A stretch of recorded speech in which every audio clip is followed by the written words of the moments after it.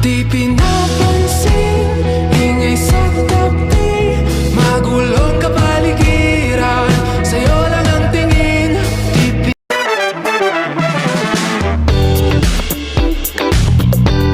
Kasipag Vlog! Iba mo tayo sa bawang sibuyas. Tapos, i-pressure cooker natin to. Okay? Pagkatapos natin ito guys, isilagay na natin ito agad sa pressure cooker. Maglagay na tayo ng pampalasa. Bawang sibuyas, paminta, Tayo ng dahon ng laurel guys. Budbudin natin to. Ilagay tayo konting tubig. magic ni sarap. Asin. Okay.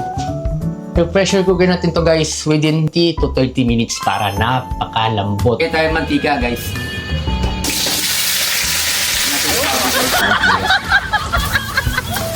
Lagyan natin ito sa baon ng pineapple.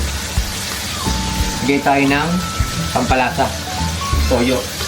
Sabay natin guys, maglagay tayo ng asukal. Ang tawag dito? Hindi ko na alam, pero lagyan na natin.